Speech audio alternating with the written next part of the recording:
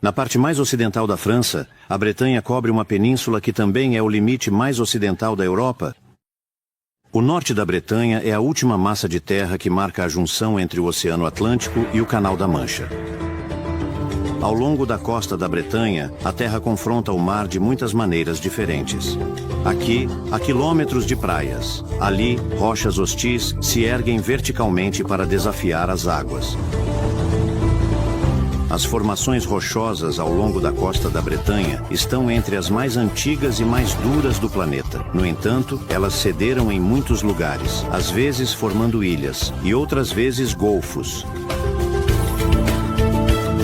A água é um elemento sempre presente na paisagem do norte da Bretanha. Os cursos d'água não encontram obstáculos em uma terra quase desprovida de colinas.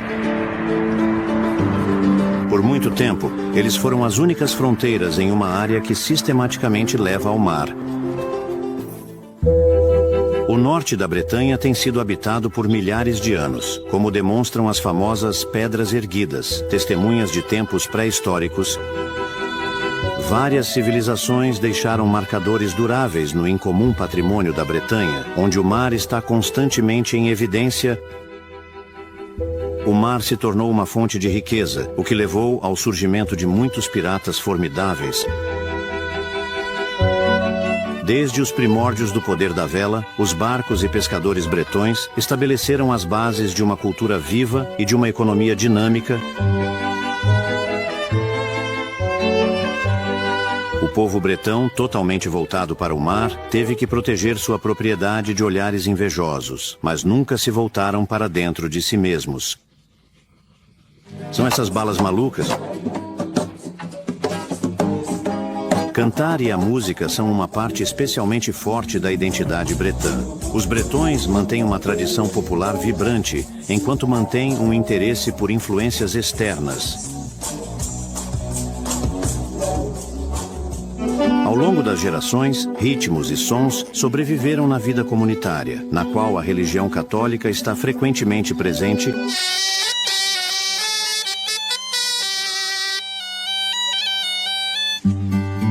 As muitas riquezas do mar e algumas especialidades culinárias tornaram-se emblemáticas do savoir-faire bretão.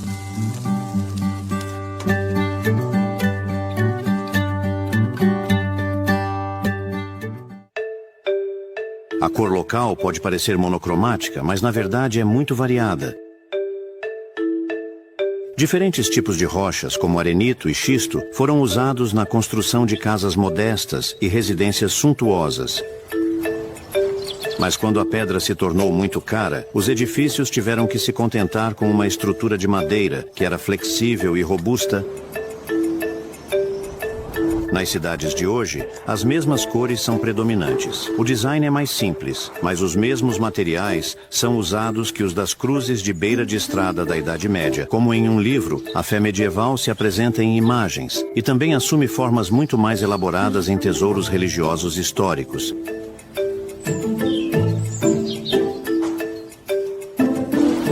Sem sua rocha, a Bretanha não existiria, pois ela fornece seus contornos e sua personalidade. Ela também alimenta a inspiração dos artistas. Ideias e tempos mudaram. As matérias-primas e os métodos criativos evoluíram, mas a alma bretã permaneceu inalterada ao longo dos séculos.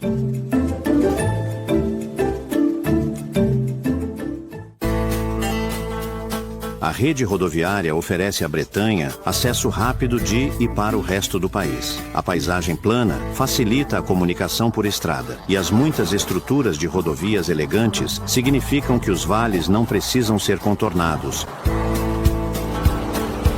As infraestruturas portuárias e rodoviárias são fundamentais para o sucesso da Bretanha. A região possui nada menos que 13 portos comerciais,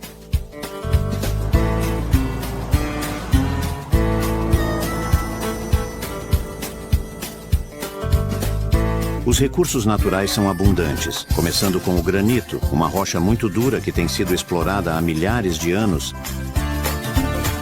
A energia eólica é inescapável. Ela supre mais da metade das necessidades de eletricidade da Bretanha. Na Bretanha, grande parte da atividade industrial diz respeito ao setor alimentício. Um setor essencial, 1/3 das empresas e 1/3 dos empregos industriais estão aqui. A Bretanha é a principal região da França em produção agrícola. Várias especialidades, como o cultivo de batatas que remonta ao século XVII, ajudaram a construir sua reputação. O botão da planta de alcachofra, uma espécie de cardo comestível, é servido à mesa e é tão famoso na Bretanha quanto a couve-flor. 75% das couve-flores francesas vêm daqui. A Bretanha é a principal região francesa para a produção animal. O solo é propício para a forragem e o clima é perfeitamente adaptado para a criação de animais.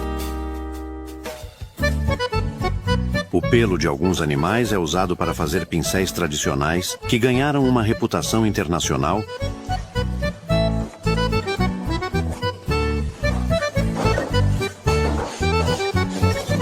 O caramelo forma uma associação notável com a manteiga. Uma manteiga que na Bretanha sempre foi salgada. O caramelo de manteiga salgada se tornou uma joia da culinária local.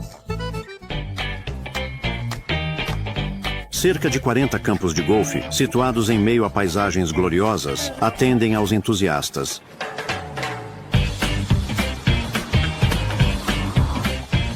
A navegação e suas atividades derivadas são naturalmente muito bem-sucedidas na Bretanha. A costa, apreciada tanto do mar quanto da terra, ainda mantém longos trechos intocados. Os bretões construíram aqui uma riqueza de tradições.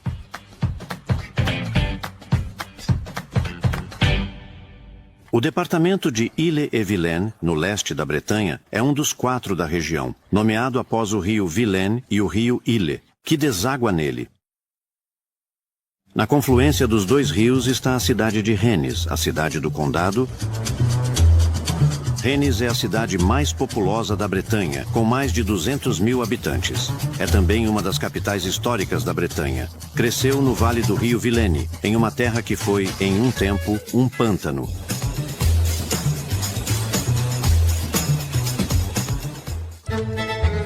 Através de uma das portas medievais, você entra na Cidade Velha, situada sobre seu promontório. As casas de estrutura de madeira são típicas da Idade Média, mas graças à abundância de madeira na região, essa técnica de construção continuou muito tempo após a época medieval. Infelizmente, 1000 casas semelhantes foram destruídas em um incêndio no início do século XVIII. As que sobreviveram demonstram o bom gosto de seus proprietários. Sendo a pedra uma mercadoria cara, apenas o andar térreo foi construído em pedra.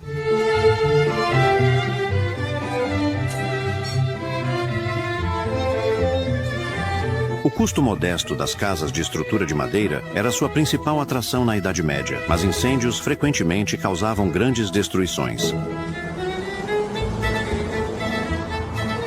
Embora tenha sido poupada pelos incêndios, a catedral foi, no entanto, destruída e reconstruída, e o trabalho levou quase um século.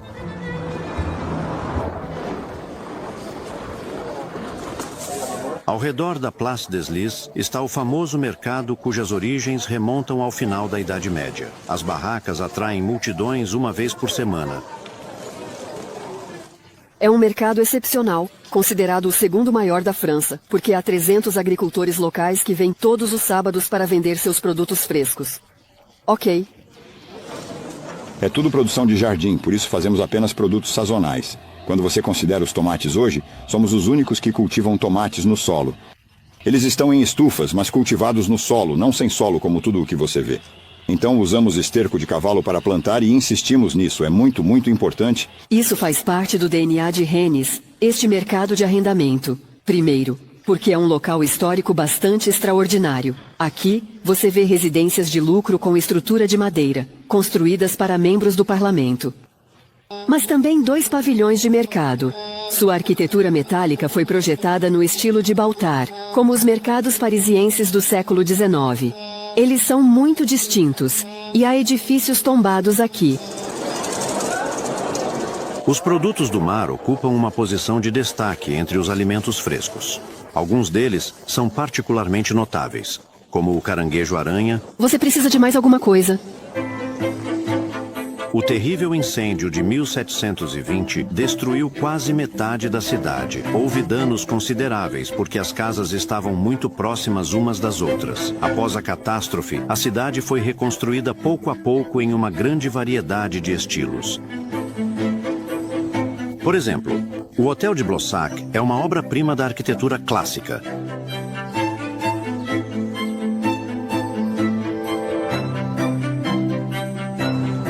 Felizmente, nem tudo foi queimado. O parlamento da Bretanha foi salvo, mas outro incêndio destruiu seu telhado em 1994. Um verdadeiro espaço respirável para a cidade é proporcionado pelo Parque Tabour, que combina vários jardins, notavelmente um jardim simétrico no estilo francês. Um aviário em forma de pagode chinês abriga numerosas aves, em particular algumas espécies exóticas.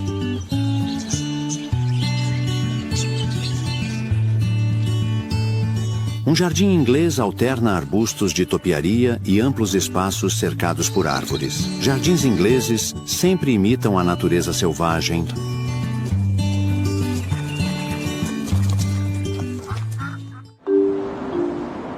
A cidade funde várias eras diferentes. Em um trabalho recente, colunas de granito nos lembram linhas de pedras em pé. Elas estão colocadas em frente ao edifício que abriga o Fundo Regional de Artes Contemporâneas. O arquiteto francês Christian de Porzampar usa essa pedra bruta para abrir os grandes volumes do Champs-Libres, ou Campos Abertos, um vasto complexo cultural que reúne um museu, um planetário e uma biblioteca. A cidade de Rennes possui um sistema subterrâneo ultramoderno e uma rede de transporte público com muitas ramificações. E as bicicletas estão se tornando populares.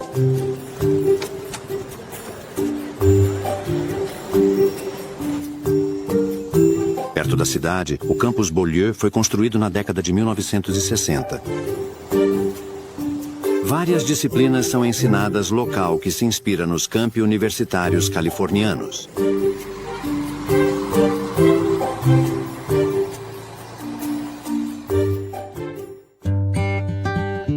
A oeste de Rennes está a maior floresta da Bretanha, a floresta de Pimpon, que por muitos anos foi superexplorada. A presença do homem nesta floresta remonta a muito tempo, e alguns elementos da abadia de Pimpon datam do século VII.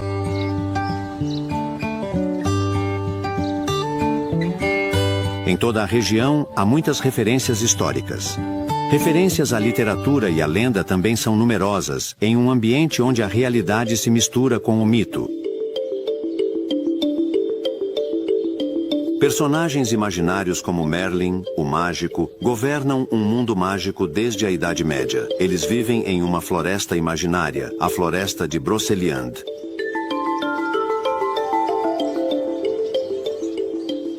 O robusto castelo de Tresesson também está imerso em lendas. Para resistir aos invasores alemães, um senhor bretão organizou sua defesa. Era o celebrado rei Arthur. Existem vários mitos e lendas nas florestas de Brocéliande. Há histórias locais sobre as próprias florestas, mas acima de tudo, temos a lenda arturiana. Para a lenda arturiana, precisamos voltar ao século IX para ver o início de certas coisas. Era uma tradição oral na época, então foi transmitida de boca em boca. E não foi até o século XII, com um certo Etienne de Troyes, por exemplo, que os primeiros escritos medievais sobre a lenda arturiana apareceram. Na floresta de Pimpon, encontramos testemunhas vivas de um passado distante. O carvalho guilhotina é um dos mais conhecidos. A árvore que tem um tronco oco disse que tem 1000 anos, e rumores dizem que escondeu o abade Guilhotina quando ele estava sendo perseguido por revolucionários. Este velho carvalho realmente exige nosso respeito. Você se sente tão humilde. Isso me faz pensar em toda a história que ele viu acontecer a seus pés. A revolução, os impérios, e também é um carvalho bretão, então tem origens celtas também. Durante o Fest-Noz, o festival noturno, eles celebram as tradições bretãs com danças e canções.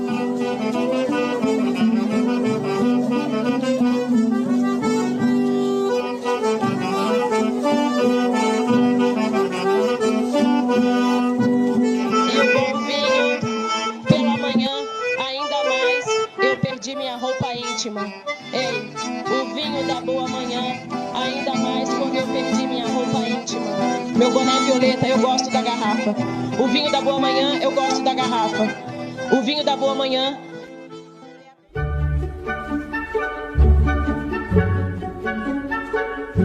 Na fronteira entre os departamentos de Côte d'Armor e Morbihan, a paisagem foi virada de cabeça para baixo pela mão do homem.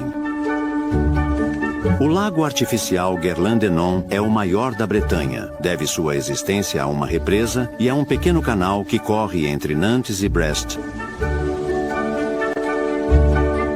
O canal foi escavado por prisioneiros que foram alojados na abadia de Notre-Dame de Bon Repos. A venerável abadia cisterciense foi criada no século XII e, em seguida, entrou em declínio lentamente. Foi saqueada e depois abandonada por um longo período antes de ser parcialmente restaurada.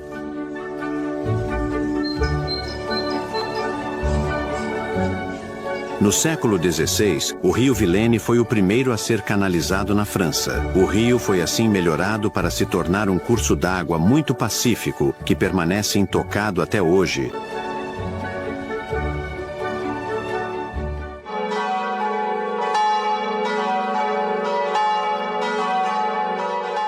A localidade de Brun-sur-Melen celebra com pompa e cerimônia um de seus habitantes mais ilustres da era merovingia, São Melen. Nascido no século V, é um verdadeiro filho da terra.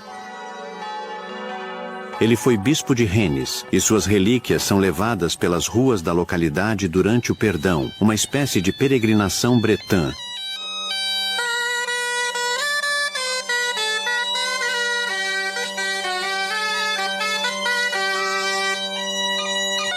Vários milagres são atribuídos a São Melen, que percorreu o campo para espalhar a palavra. Mas São Melen não era apenas um clérigo. Ele também desempenhou um papel político importante para Clovis, o próprio rei dos francos.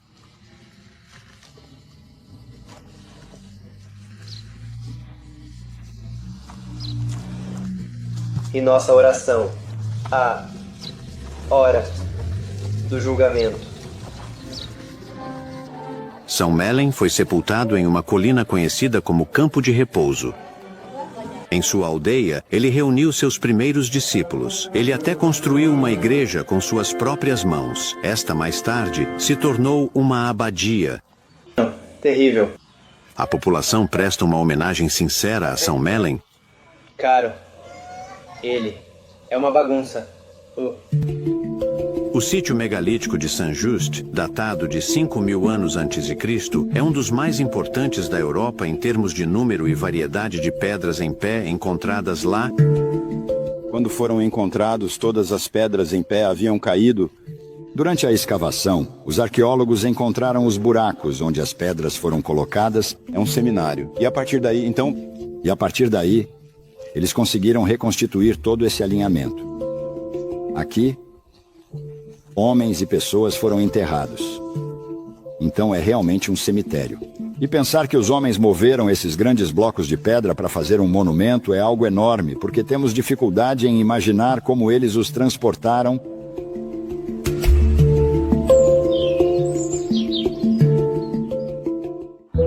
A ideia de criar um canal de Nantes a Brest remonta ao século XVI, quando o Ducado da Bretanha e o Reino da França estavam unidos.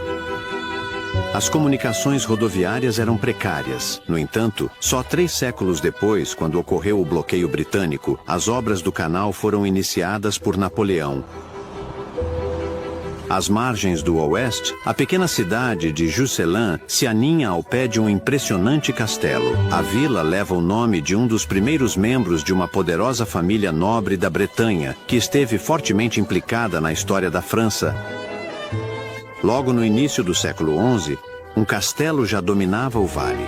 O edifício atual pertence à família Rohan.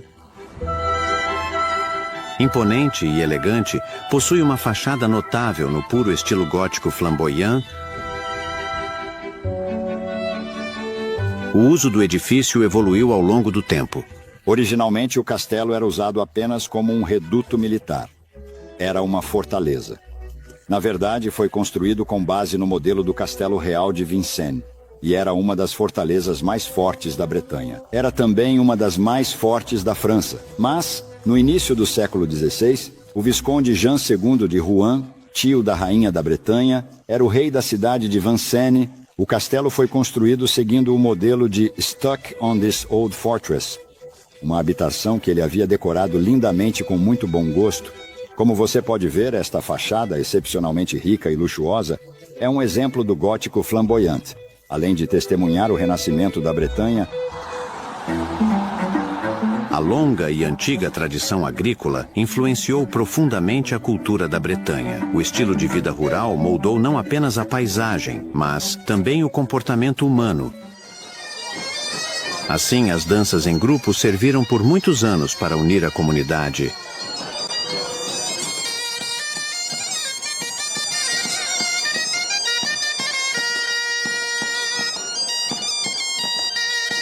a dança é um fator na formação de laços sociais. É uma dança da Bretanha. As pessoas se reúnem para dançar em círculo. Não é como uma boate onde cada um dança em seu próprio canto. Todos entrelaçam os braços e a dança começa.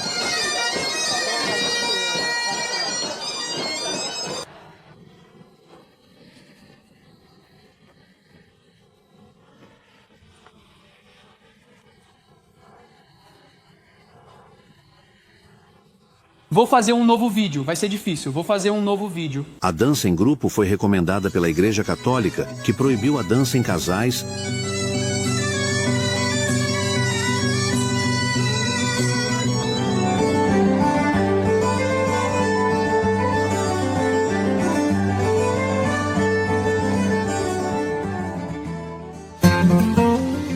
O canal de Ilerance também foi traçado por Napoleão após o bloqueio naval pelos ingleses.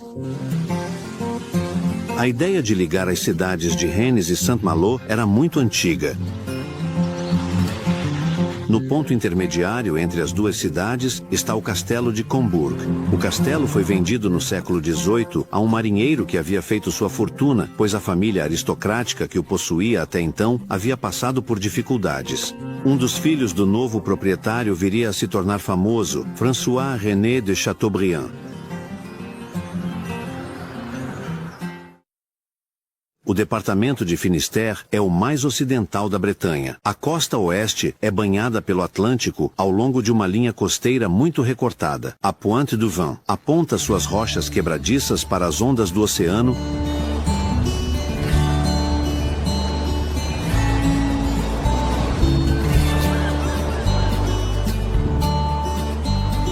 Desde o século XVII, há uma capela na borda da planície entre a Pointe du Vin e a Baía dos Trepac, usada para avisar os barcos de que estavam se aproximando de uma costa inóspita. No entanto, a costa oferece abrigo aos marinheiros na Baía de Douarnenez. A cidade baseou sua prosperidade na pesca, mas hoje a navegação de recreio tomou conta. Douarnenez possui 3 portos, cada um adaptado a diferentes tipos de barcos e suas atividades.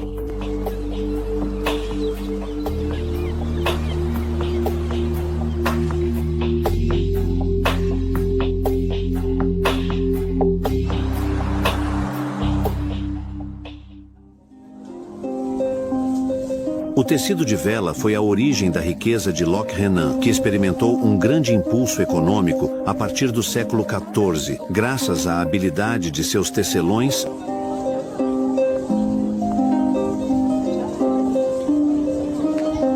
As casas dos comerciantes de tecido formam um patrimônio excepcional.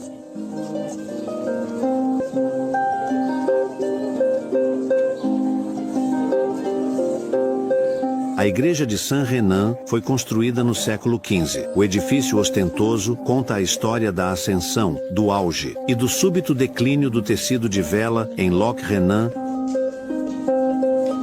A atividade começou a diminuir com a invenção do tear mecânico.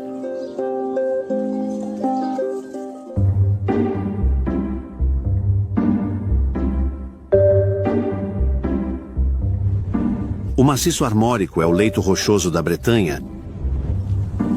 Apesar da erosão dos tempos, ainda existem picos onde o vento favorece as acrobacias de aviões controlados remotamente.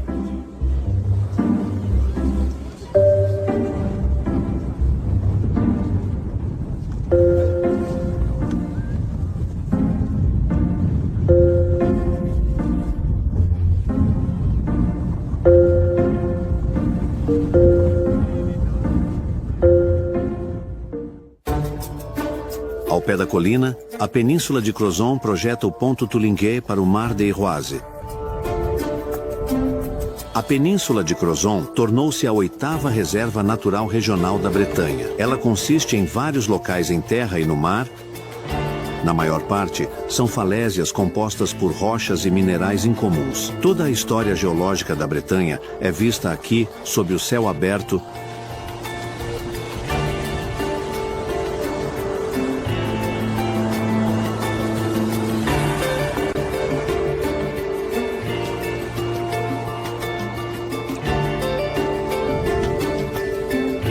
O monumento aos bretões da França Livre foi construído aqui em Penier Point.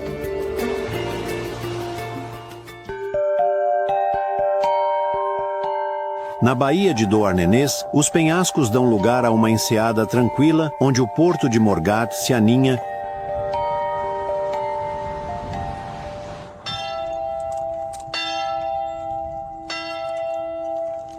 Mais ao norte, em Camarais-sur-Mer, na capela de Notre-Dame de Rocamadour, ex-votos de marinheiros pendem do abóbada, que tem a forma do casco de um barco virado.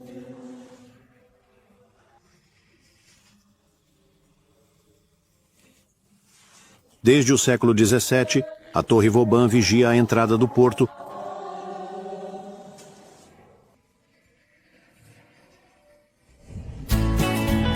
A subprefeitura de Finisterre-Brest é a 2ª maior aglomeração da Bretanha. Por causa de sua posição remota, diz o velho ditado, você não passa por Brest. É preciso ter um motivo para ir lá. É preciso dizer que não faltam razões para fazê-lo.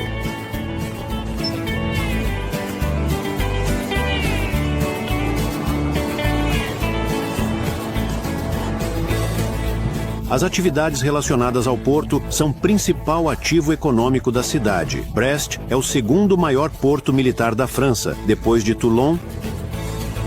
A Torre Tanguy e o castelo fortificado de Brest foram construídos na Idade Média. Seu efeito dissuasor era necessário para proteger o vasto porto, onde grandes frotas podiam encontrar um refúgio seguro natural.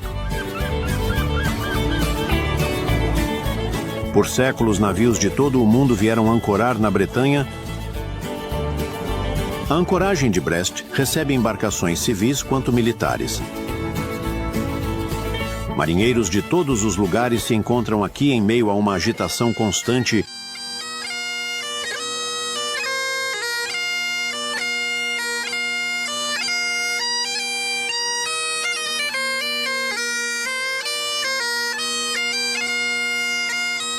Muitos navios de treinamento utilizam o porto de Brest, como o Sedov, o mestre de velas da Marinha Russa, que é o maior navio de treinamento do mundo.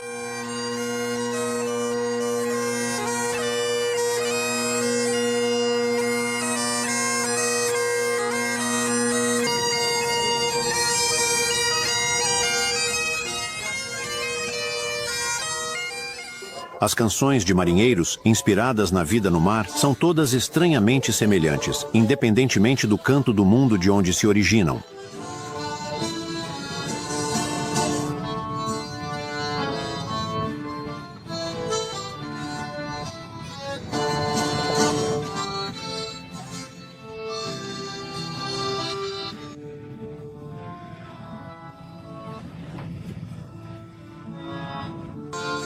Obrigado. Durante o Festival Quadrienal do Tonnerre de Brest, embarcações tradicionais vêm de todo o mundo.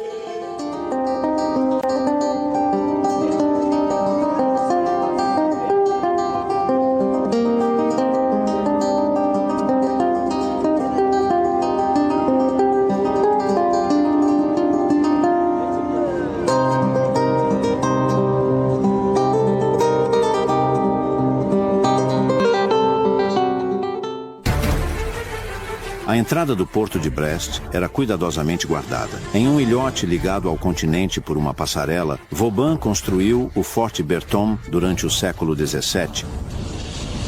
Também é possível chegar ao continente por meio de uma tirolesa. Antes da construção da passarela, essa era a única maneira de alcançar a ilha. Emoção garantida.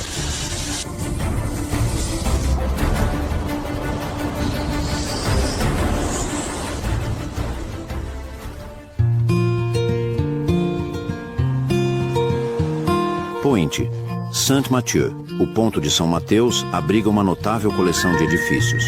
A capela forma um curioso conjunto junto com seus vizinhos notáveis. Um farol e um semáforo se agrupam em torno das ruínas de uma abadia medieval. O tempo nunca para na Bretanha.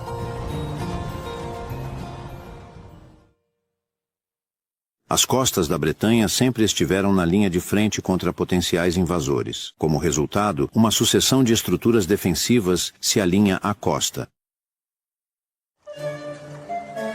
Foi Vauban, novamente, o famoso engenheiro arquitetônico da corte de Luís XIV, quem projetou o Château de Torreau no século XVII. Ele substituiu uma estrutura mais antiga e ultrapassada.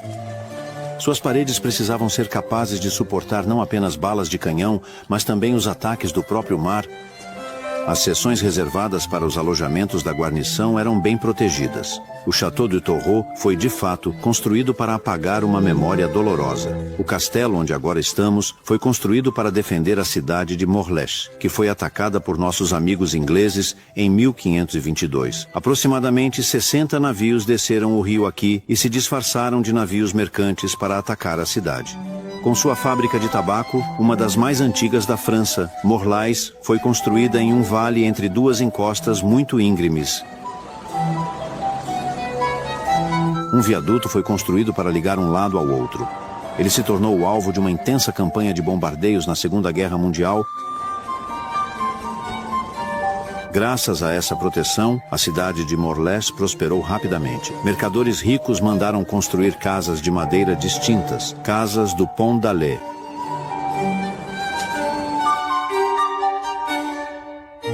Para alcançar os andares superiores, havia uma escada em espiral e uma espécie de passarela de madeira levava aos fundos. O Pont d'Alais ou a Ponte do Beco. Algumas casas em Morlaix ainda têm essa característica. No sul de Morlaix, várias igrejas são cercadas por paredes paroquiais esculpidas que circundam os monumentos e esculturas.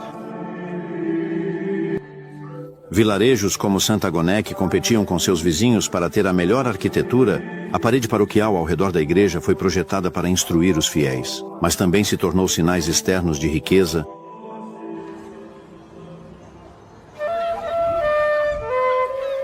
A cor das rochas na costa de granito rosa se deve à presença de óxido de ferro. A rocha dura pode resistir à erosão enquanto assume essas formas arredondadas.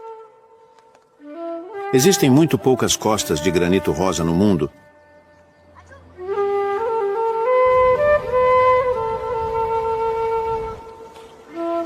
Plougrescant é o distrito mais ao norte da Bretanha. A erosão pode ser uma preocupação quando causa pilhas de rochas instáveis perto de habitações. Mas a erosão também pode ser um conforto, como aqui em Castelmeur, onde esculpiu uma face rochosa protetora, homem e seu ambiente vivendo em perfeita harmonia. Um dos departamentos do norte da Bretanha costumava ser conhecido como Côte du Nord, Costa do Norte. Agora é chamado de Côte d'Armor, que significa Costa do País do Mar.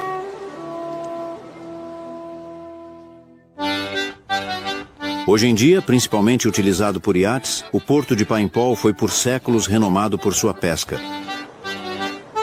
A pesca de bacalhau tornou a cidade rica.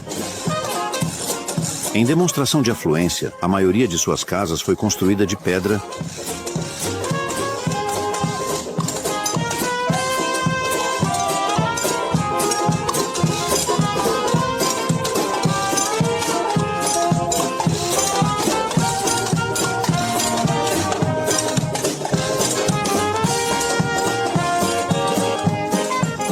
Os pescadores faziam jornadas que duravam vários meses para lançar suas redes nas águas de terras recém-descobertas, chegando até as costas da América.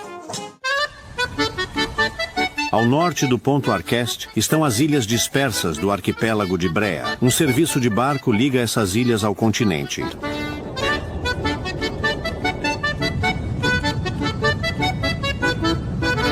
A viagem leva apenas 10 minutos.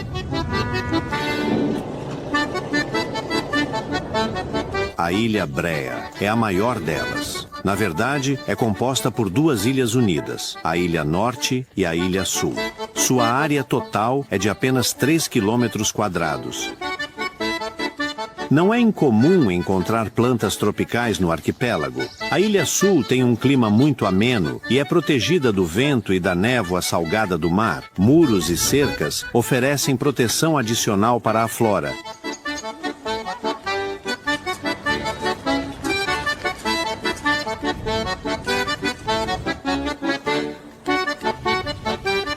As colinas de Brea são realmente muito simbólicas. O ponto mais alto da ilha é o Crec Simon. Crec é a palavra bretã para colina.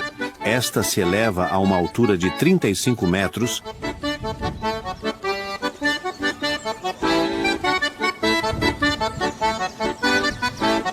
O arquipélago parece bastante diferente na maré alta e na maré baixa. O moinho de maré em Birlo é movido por água do mar desde o século XVII.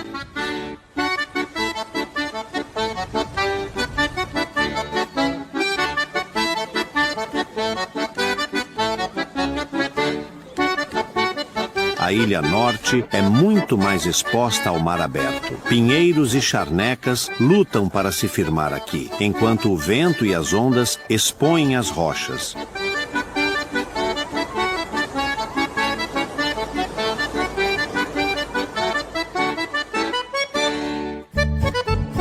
A marina em Binic é acessível apenas na maré alta. Todo ano, no final de maio e início de junho, o Festival do Bacalhau causa grande empolgação.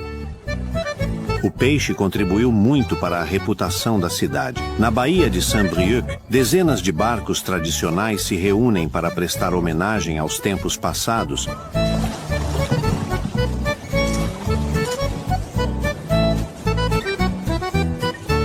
Os marinheiros demonstram seu modo de vida e atraem bastante público. Por um tempo, eles podem deixar a tecnologia de lado e voltar às suas raízes. E sua paixão é contagiante.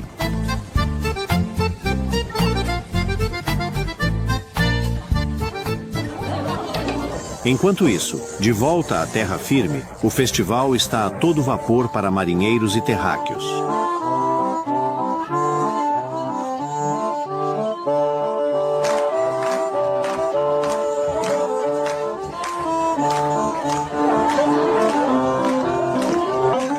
Mas as verdadeiras estrelas do show são os barcos. Esses barcos de madeira fazem parte do nosso patrimônio e estão próximos aos nossos corações. Portanto, preferimos navegar com eles e mantê-los vivos, pois são barcos muito delicados que precisam de muita manutenção.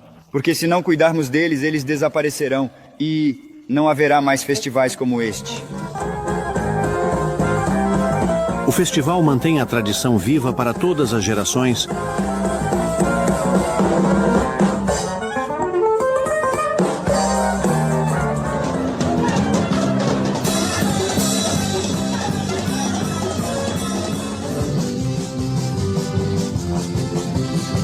Eu sou um Red Knot Push, sempre pronto para qualquer desafio que venha pela frente.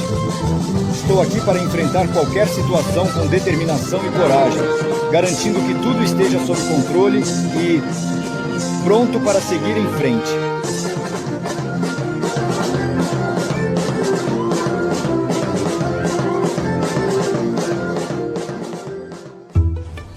Um famoso local para parapente, o Ponto Roselier, oferece vistas espetaculares da Baía de Saint-Brieuc.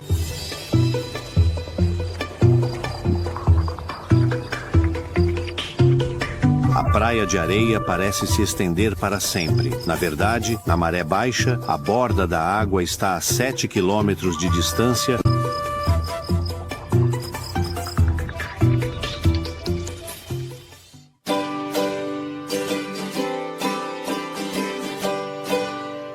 O porto de Saint-Brieuc se estende até a cidade. Essas casas de madeira exposta são evidências dos gostos e do modo de vida de seus construtores. A praia de Plestin-les-Grèves, ao longo de maiores baías da Bretanha, é ideal para sail karting.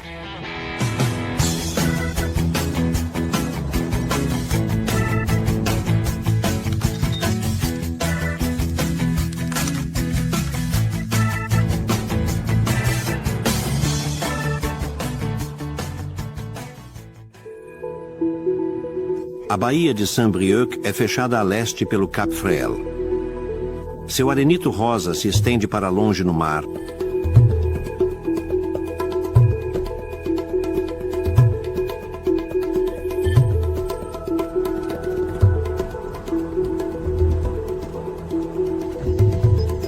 As faces das falésias voltadas para o mar estão cobertas com as suaves cores da vegetação, como a urze.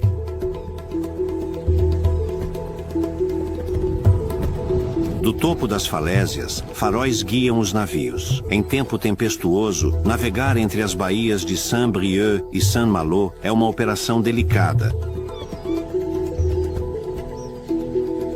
Um santuário de aves foi estabelecido ao redor do Cap Fréhel e muitas aves marinhas vêm em busca de refúgio.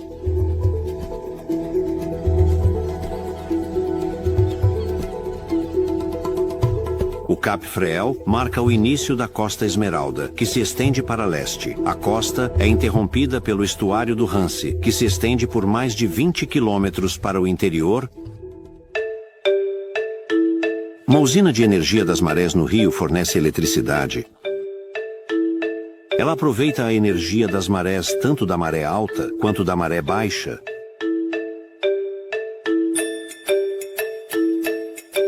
Para que uma instalação seja viável, deve haver uma diferença acentuada no nível da água entre a maré alta e a maré baixa. A usina serve como uma ponte rodoviária, une as duas margens do rio.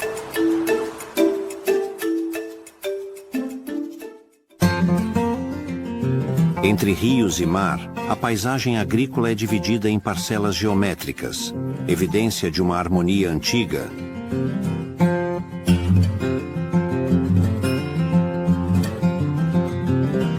O mar mantém sua distância, mas está sempre lá, como aqui em Mont-Saint-Michel.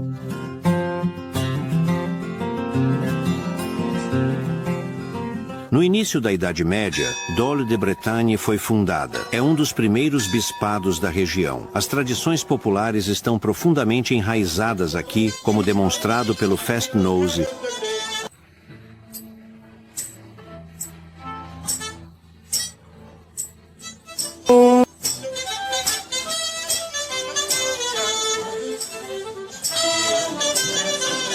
Entre a Normandia e a Bretanha do Norte, a encantadora e pitoresca parte baixa da cidade de Dinan se aninha tranquilamente nas margens do suavemente fluente e sereno rio Rhin.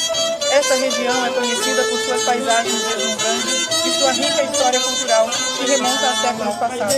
As águas do rio, que correm suavemente, refletem a beleza natural ao redor, criando um cenário de tranquilidade e paz. Dinant, com suas construções históricas e sua atmosfera acolhedora, é um destino que atrai visitantes de todas as partes, oferecendo uma experiência única e inesquecível para aqueles que buscam explorar a beleza e a história desta região fascinante. Uma ponte foi construída para atravessar o pequeno rio, logo tornou a cidade vital. Desde a Idade Média, Dinan se protegia por meio de muralhas, que ao longo do tempo foram restauradas e modernizadas. A cidade tornou suas defesas ainda mais fortes, construindo uma enorme torre de menagem para proteger seus habitantes. Esta parte da Bretanha, invejada por muitos, estava sob a proteção do temível Bertrand du Guesclin, uma das figuras históricas famosas de Dinan.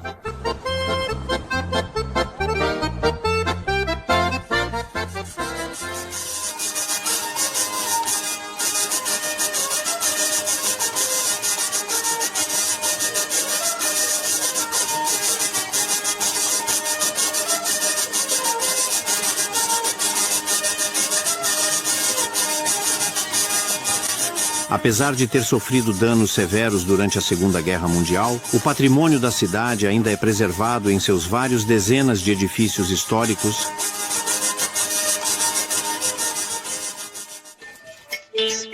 Ao longo da Costa Esmeralda, leitos de ostras parecem estar flutuando. Esses moluscos altamente valorizados são cultivados para compensar a diminuição da oferta de ostras selvagens. Uma variedade de técnicas é utilizada para produzir várias espécies, que diferem tanto em aparência quanto em sabor.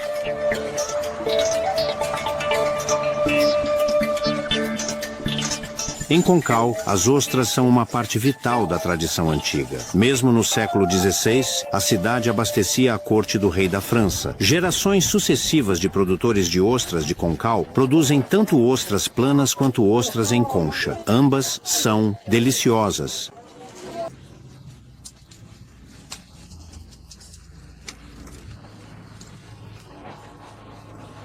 É a primeira vez que eu como uma... Elas são realmente boas, perfeitas.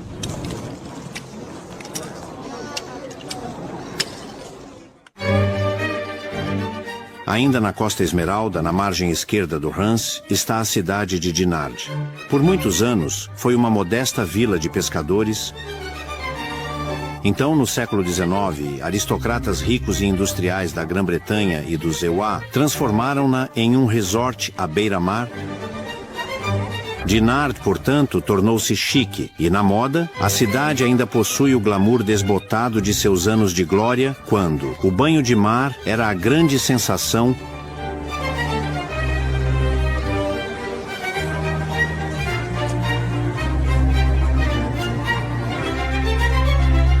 Desde o século XIV, a Foz do Rance é vigiada pela Torre Solidor, uma fortaleza composta, na verdade, por 3 torres.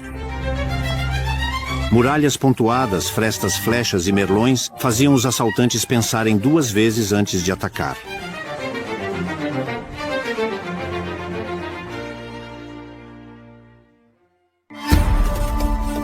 Na margem direita do rio, a cidade de Saint-Malo também está bem protegida atrás de suas grandes muralhas. As primeiras fortificações da cidade já existiam no século XII, mas a maioria das muralhas atuais foi, na verdade, construída no século XVIII por um colega de Vauban.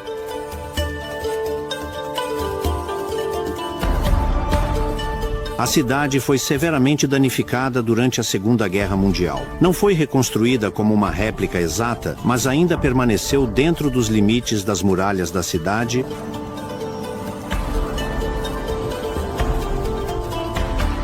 A descoberta da América e o comércio com o subcontinente indiano garantiram a prosperidade de Saint-Malo. Muitos marinheiros lendários vieram destas corsários, que se colocaram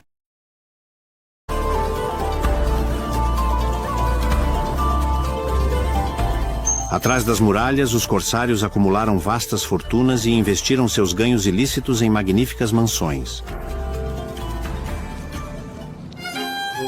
Olivier de la Rivière é o descendente de um verdadeiro corsário de Saint-Malo.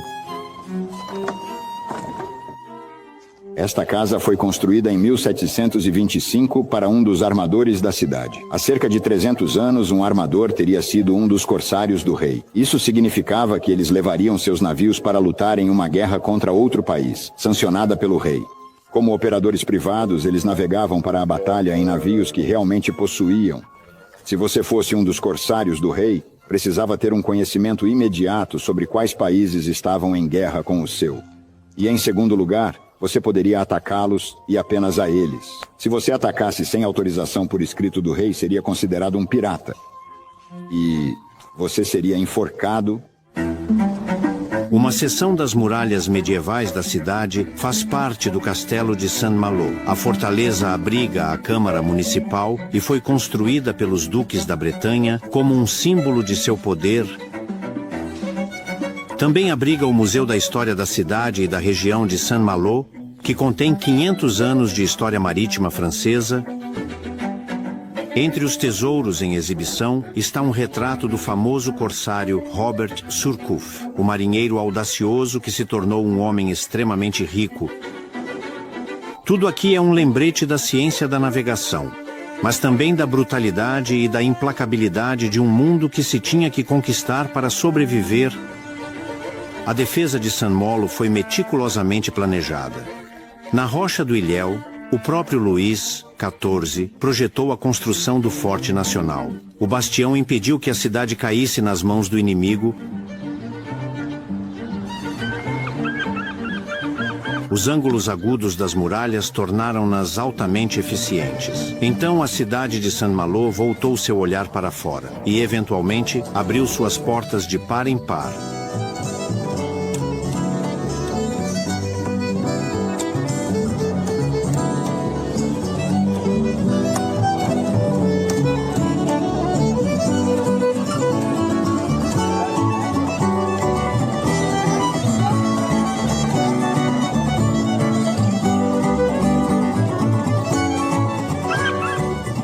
A longa história da Bretanha é inseparável de sua relação com o mar, que está profundamente enraizada na identidade e cultura da região. O patrimônio da Bretanha hoje ainda mantém uma verdadeira riqueza de tradições,